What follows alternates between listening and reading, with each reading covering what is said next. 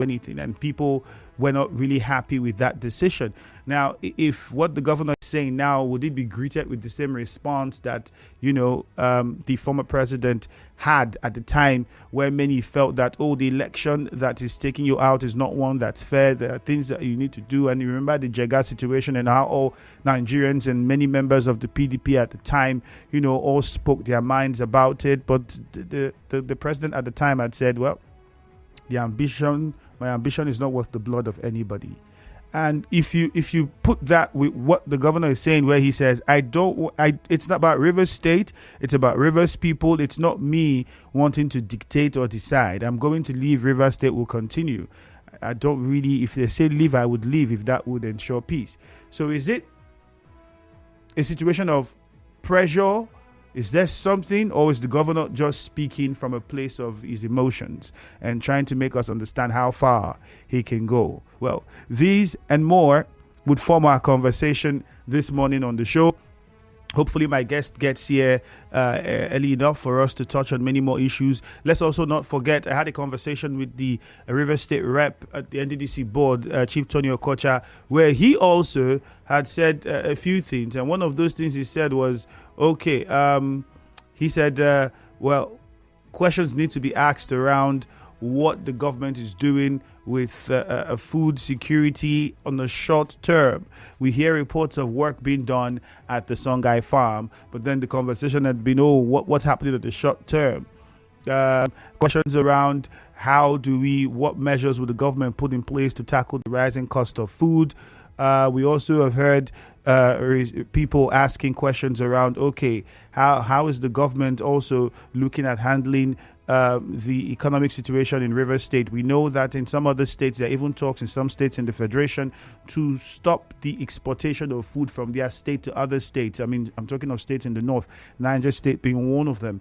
And there are people asking questions around, in River State, what's the way forward? What's the plan? How are we tackling this? In fact, if you even move away from that and go to politics, the local government councils, there are also conversations around that. We've heard the APC. If you had listened to the Hard Fact yesterday, you would have possibly also heard that the spokesperson for the APC was also saying that, we need to understand what would happen with council elections, which has been a conversation, especially when you put into consideration the fact that council chairmen and their tenures elapsing in a couple of months' time, and we haven't really heard something concrete in that direction. Should we expect elections? Should we not? All of these, I mean, it's quite a lot that you want to look at. And there are people also calling on the government to get a response to the situation in Degema. With what we had, which is still, as we speak, a major concern for a lot of people in Degema. There's also, this morning, you had the protest for women in Echie, who are also saying, land grabbing is a problem, and calling on the state government. And I think I was also trying to make people understand that, have you used the avenues closest to you before we get to the state level? Have you talked to your council chairman? What have they done? What have the traditional rulers in those communities, what have they done? Then we have a commissioner for lands and survey. Have you gotten to his office and what has been said before we then call on the governor? We understand that there are other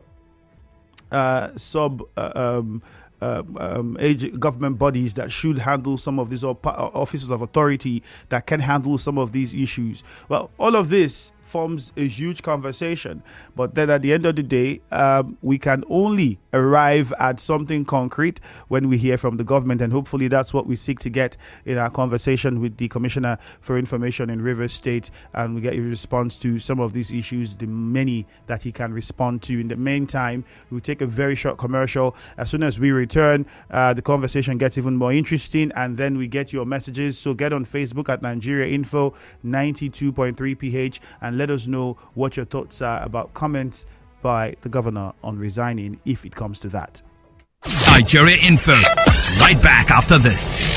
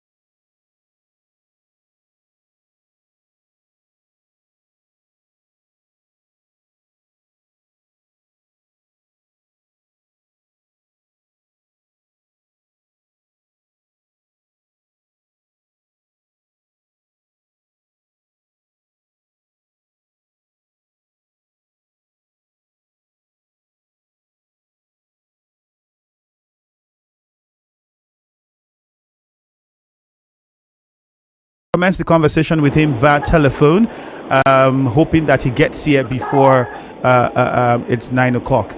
Hello, Honorable Commissioner. Good morning. Good morning. Good morning, CME. All right, thank you. We would have loved for you to be here, but we understand the situation. We will try and make do with the time we have and the options available to us. I'm pretty sure you must have been following, and you followed through with the introduction and most of the issues that were raised the early part of the conversation. I'm just going to get you to respond to the one that's very concerning to people. I think for now, it's what we got in the news this morning during the governor's visits to some, facilities across the state, and then the television interview. He talked about if resigning would bring peace, he's ready to do that. For some people, that comment has raised questions. Is there something that we do not know that perhaps you can share with us? Is there any sort of pressure that would want the governor to consider resigning for the purpose of peace, or was it just an expression? Well, I agree to reverse people. The issue as to whether the governor said he was going to resign is an if clause. He said if. Usually, if clauses are clauses that are to reinvent the wheel. If this happens, what will happen? So he thinks that if that will just bring peace to Rivers State, that's prepared to sacrifice, because he had said that there was no price that was too big for peace. So I want to think that his intention is not to resign, but if that will be just like you had emphasized in your earlier presentation that Jonathan said his God, his ambition to become president is not worth the blood of any Nigerian. Those are strong words that indicate that somebody is prepared to let go, not at the expense of anybody's life. So if he says that he's just trying to reinvent the wheel, it's not to say that there's any threat anywhere. Because for some people, also have peace. For some people, it could be a concern, especially when we've been living under the idea that, well, there's peace politically in the state, and then the governor makes this comment. For some people, it would then explain or be interpreted as, oh, so really politically, we do not have the peace that we think we have. But grammatically, that's what they call an elliptical question. And every elliptical question will come with an answer, a corresponding answer. I'm sure that in that exclusive, whoever interviewed the governor would have walked him into the corner when they had to reinvent that wheel. So I don't think there's anything to bother us.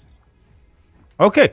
Now, to more issues, questions have been asked and things have been said. I had a conversation with the Rivers rep at the NDDC board, Chief Tony Okocha, who happens to also be the caretaker chairman of the APC in the state. And some conversations were held around food security, rising cost of food, agriculture, investment. And some things he said was that the NDDC has tried to want to work with the government in these areas, but it seems as though that working relationship is not cordial and has not been reciprocated.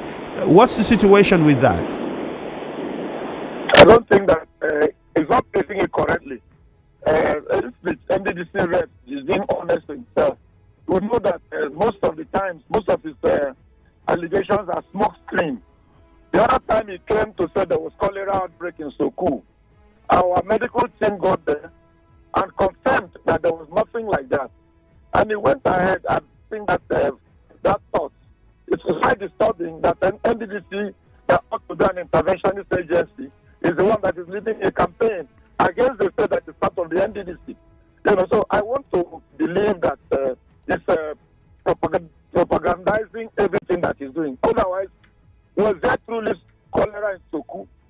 I spoke with the CDC chairman of Soku. I spoke with the medical officer in charge of medical officer health in charge of Soku, one John Tuku. I spoke with the in Akukotoru, and they said there was nothing like outbreak of cholera. So every other time, Tony will get up, he will run to risk and say conduct election. A month after, he will insist that it should be INEC that should do it. Let him settle down and do what he ought to do for us, and then respect he should deliver the best, because there are quite a lot of things going for him. So Right. there's nothing to bother ourselves with as to food and no food. Yesterday, if you watch the television, the federal government resides in Abuja. The president lives in Abuja. But Nigerians came out, brought a truck, looted all the grains that were there, and we saw it on our television. Nobody's talking about that one. The other time, they have gotten 144 billion. Forgetting that we took a loan to do the ring road. If you take a loan, shouldn't you repay the loan? Should we just take a loan and then rest and begin to earn and pile up the monthly allocation that come? So these are the things that you bother us with. But I want to believe that by the time we explain what we're doing in government, Rivers people will understand. And I'm sure they already understand who is telling the truth. All right. Because of the time, I'm trying to just see how we can touch on a few things. What then is the government's plan at the moment concerning the food situation? We know several states have their plans ongoing. In Niger State, the government had even gotten acres of land, gotten tractors, cleared land, shared parcel of lands to secure the land with perimeter fencing and the rest of them. I mean, they have trying to look at, we have to even stop exportation. In Rivers State, people are asking and wondering whether the government has immediate short-term plans. And also confirm for us. Before we got into this state we are now, the governor in October last year had already visited the sunrise farm. These were preparatory steps to putting the place to proper use. That is the major agro chain we have in Rivers State. That's our major agro land for our agricultural development. We went to Sunrise Farm in preparation, and that place, if you go there, I'm sure that as a journalist, you will take the leisure of just trying to stop over there and see the work that is going on there. In terms of scale, our agri business there, we're also looking at other farms. These were preparations that were made before we got into this cul-de-sac we are now. And the problem is not limited to Rivers State. It's more like a national disaster. I just gave you an illustration as to what happened yesterday in Abuja. It has happened in several. Last week, I heard there was a warehouse that was broken into in the FCT. That tells you that it's not residual here alone. So when we try to make it look as if it's a failure on the part of any government, truly it's not. We're trying to contend with the problems that came from the center.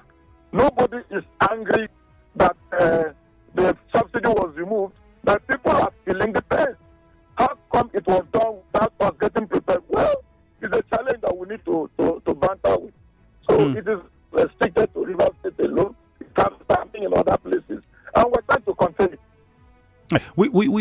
Does that also extend to the cassava plant? Because we know that the governor had talked about expanding the business at the cassava plant. And how does this also look at carrying local farmers? Because in places like Echie, for instance, there's been talks about land grabbing, and there've been talks that this land grabbing issues is affecting activities of farmers who are at the local level largely responsible for the food that we eat in the state.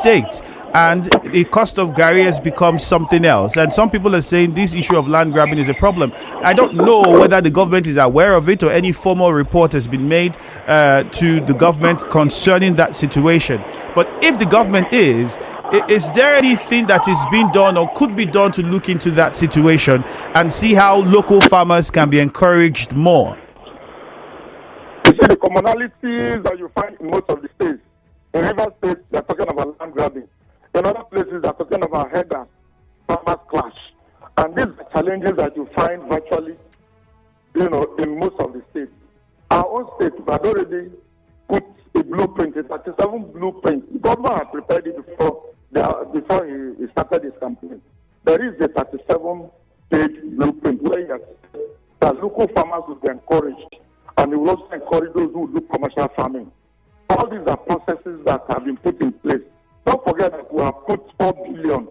Part of those who are farmers will also benefit from some of these programs of government. So I want to believe that farming is something that you don't plant today and reap tomorrow. We are all into the farming season now. This is March. The rains are coming. I want to believe that shortly after now, we begin to reap the benefit of it. That's what I think. There's no automatic system that you can plant yam today and reach it in the evening of that day. I've not seen that process. Mm. And then now that you mentioned that, let's go just dwell on the local level for the local councils a bit longer. One big question that's been asked by a lot of people is concerning the local government elections. And for many people, they have had the idea, are we having these elections or not? Conversations have been held around this. And then we know that even the APC and many other political actors in the state have had questions about what is next for the local government councils. Some people have said there are rumors of caretaker chairman, even though we've also heard reports that there are plans to see that we don't have, we don't want local caretaker chairman and etc. etc. The list goes on and on. All right, so the commissioner is with me in the studio now. So,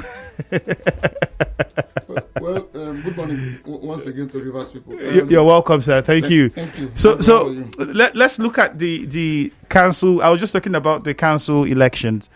And the conversations that yesterday we spoke with the spokesperson for the APC, who said a few things. I wish we could play that for you to listen to, but he had certain opinions to share with regards to it and certain rumors that he says. Okay, so he says that the APC believes that there are plans to form caretaker administrations at the local government levels in the state.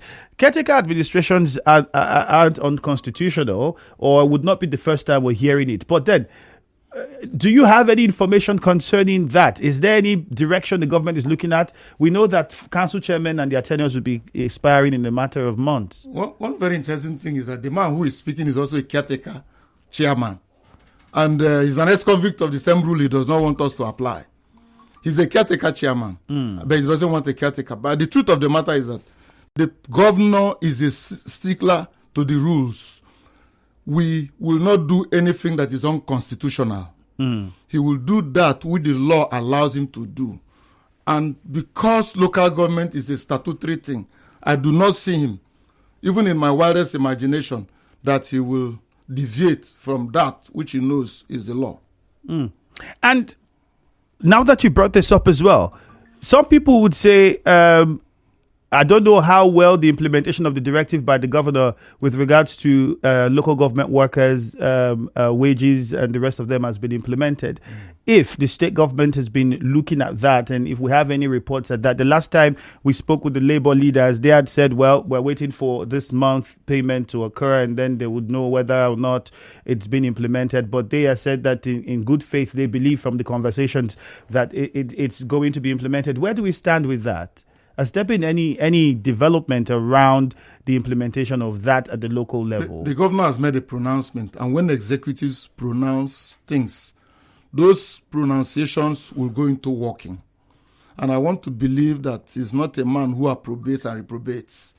He will ensure that which had pronounced the wage award and then the promotional things that will come with those who had been stagnated for years. These were people who had worked, but they were never promoted.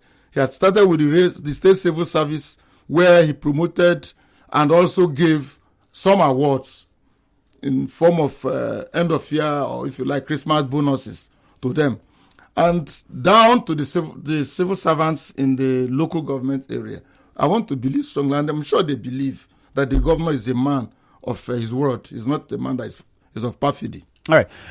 Before I get on with further questions, let me remind us, Facebook, Nigeria Info 92.3 PH. I know that we don't have a lot of time. We'll be going to the phone lines in a matter of moments.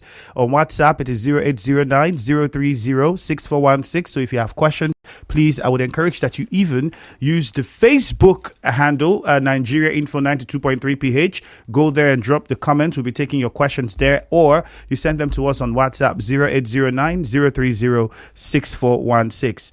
Two things I would like to ask. One first, so we take a few calls, and then the second one follow. Your response first to, do we have SEC meetings holding in this state?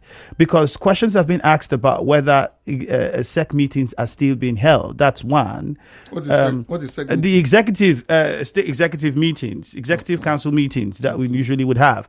It used to hold. We don't know if it's still holding. That's one question. And then the other was something that was also raised. We've seen the APC, and again, its caretaker chairman, who is the rep for the state at the NDDC board, also pointing out accountability and talking about monies that come into the state between November and now. In fact, there are reports that now that subsidy was removed, state governments receive more monies, and people are asking, so what is being done with the monies that we get? I know you touched on it a little bit over the phone when you talked about the loan that we incurred for the ring road. We have to pay that back. Perhaps the government is doing that. But let's start with the SEC meeting before you tell us about the accountability. Do we have SEC meetings? SEC meetings are the exclusives of commissioners and cabinet members.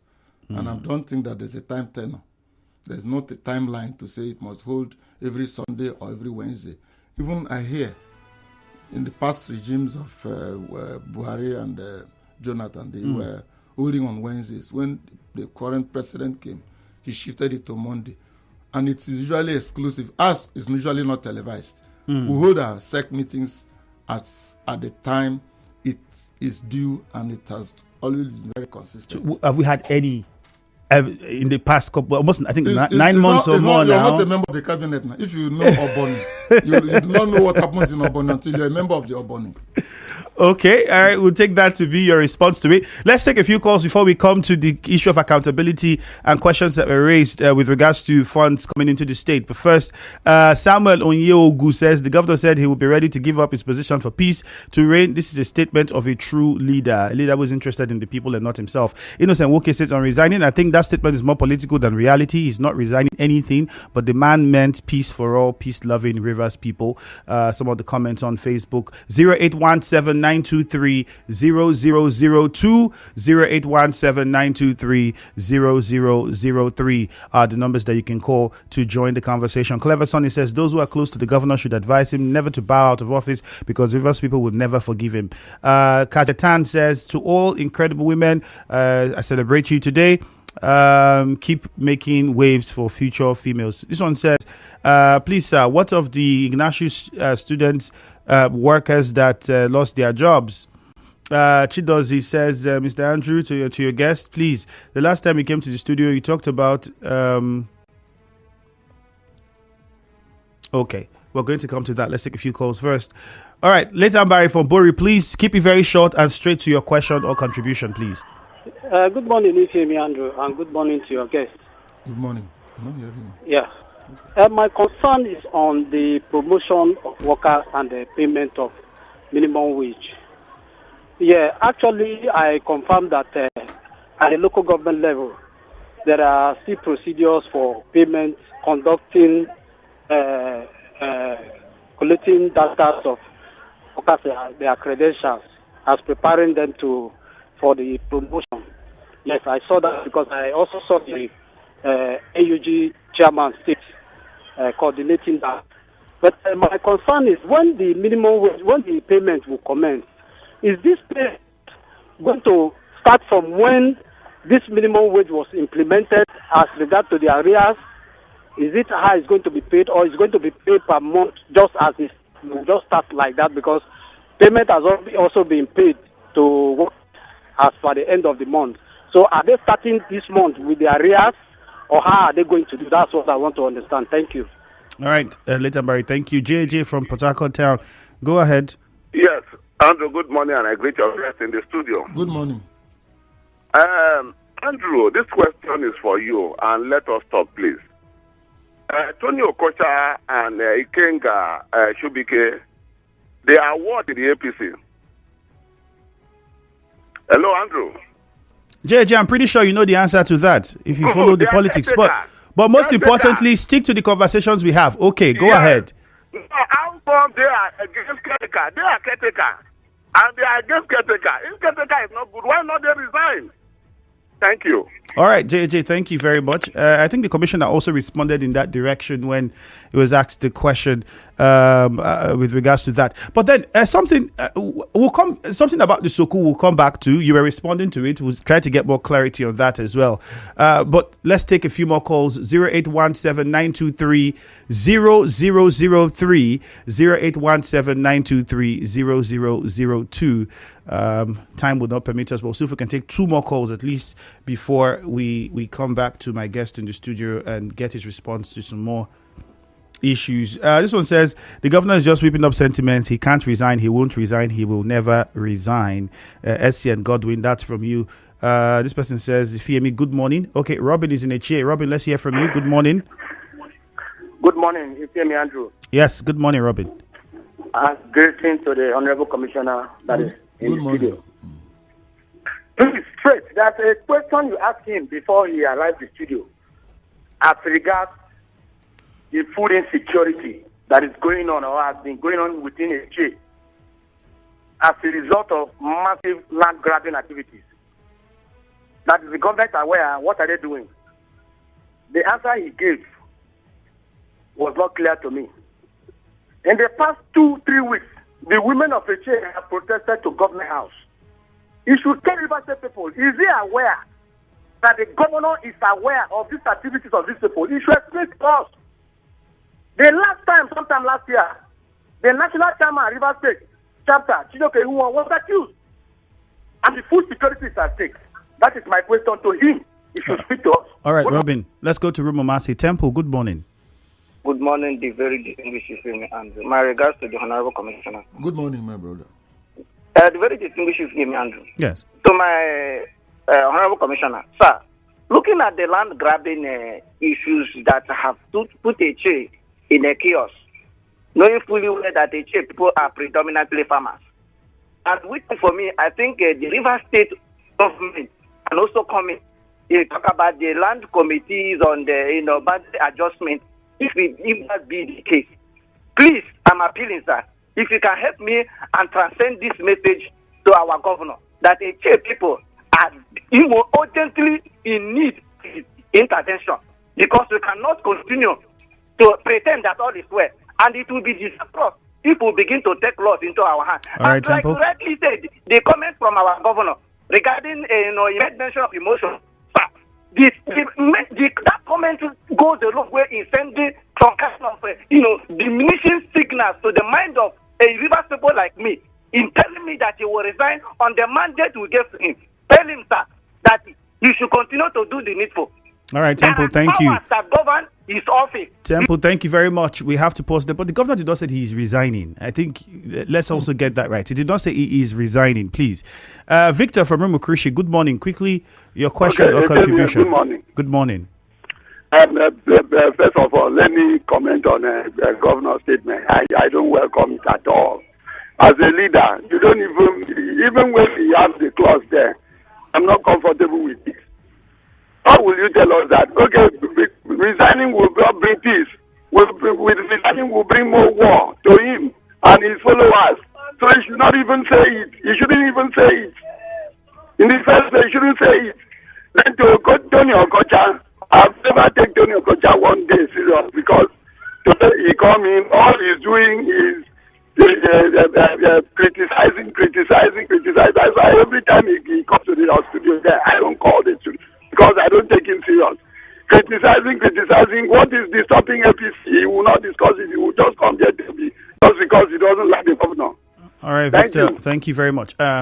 Honorable Commissioner, let's come to you quickly. If you can respond to this in 2 minutes, so we'll take a commercial, and when we come back, one more question. I have said, whilst I was on my way to this place, that the governor just tried to reinvent his will about his commitment to the peace agreement. And the fear as to whether he's going to resign is out of it.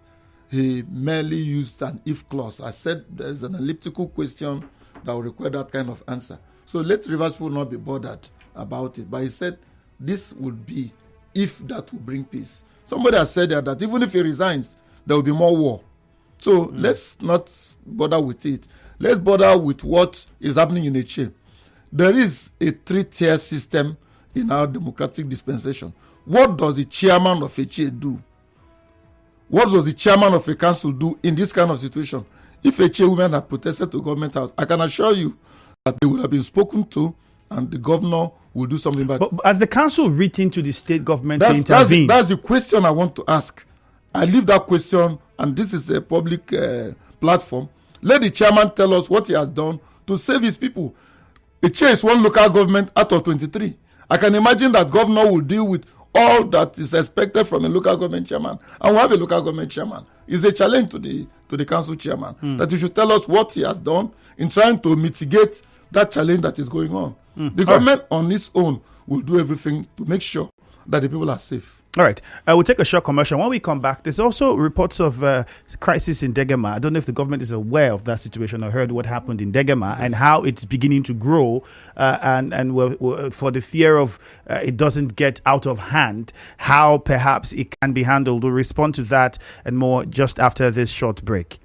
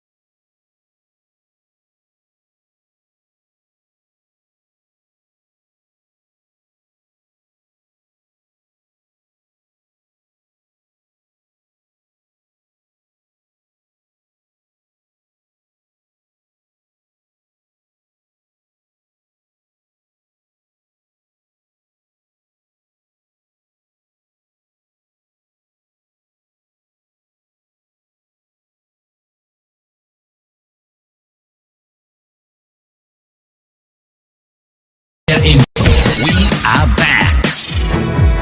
All right, still the morning crossfire. We have about 3 minutes or less to wrap things up. My guest is the Commissioner for Information in Rivers State, Mr. Joe Johnson.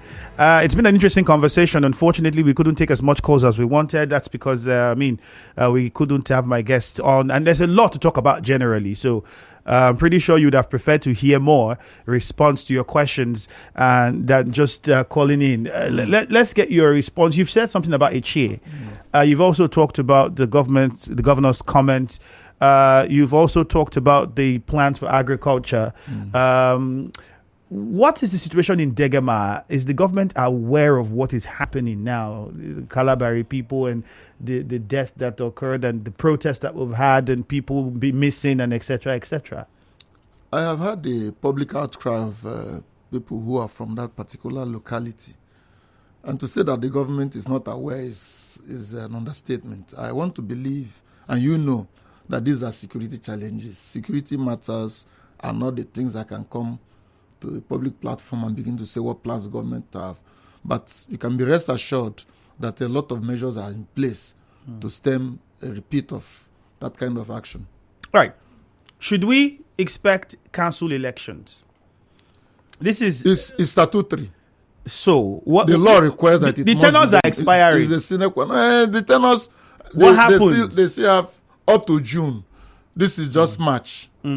So I don't see any reason why we should be apprehensive the elections will come. Plans are on, and I want to believe that as a statutory thing, the governor will not have any choice but to bow to the law. So elections will be conducted as at when tenures are expiring? RISEC will tell us. There's a state independent electoral commission. I would expect that we'll extend such invitation as to whether elections will hold or not to the chairman of RISEC. There is a constituted body to do that election. So it should be their responsibility. But because also my friend Tony has been double speaking, on one strand he will say he took IPAC to visit the chairman of RISEC and pleaded on the chairman to conduct the election. In another swoop, he said he wants INEC to come and conduct. So you can see that even him appears to be confused. Since you brought him up, let's go back to the Soko. How would you then explain, because there were videos that we watched on the news on some of the popular TV stations that had members of the community talking about their loved ones who died of cholera and etc. I can challenge. I want to see it. I had said that I had spoken with one Dr. John. I'm sorry I had to mention his name on there. Dr. John Chukwu. He's the medical officer health that is in charge of school. I spoke with the chairman of CDC. I spoke with the council secretary of Akukutoro.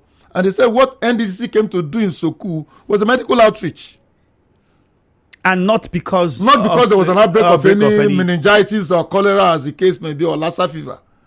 So let's try and always situate our stories the way it ought to be. Yes, there could be an outbreak of cholera, yes, but you cannot say that there is something when there is nothing. All right. We'll just take that to be final remarks on the show. We have to wrap it up now. Thank you very much for your time. Thank you. I'm very sorry that I came late, and I pray that Andrew will give me another opportunity. Time for the news at 9. Stay with us. It's 9 o'clock.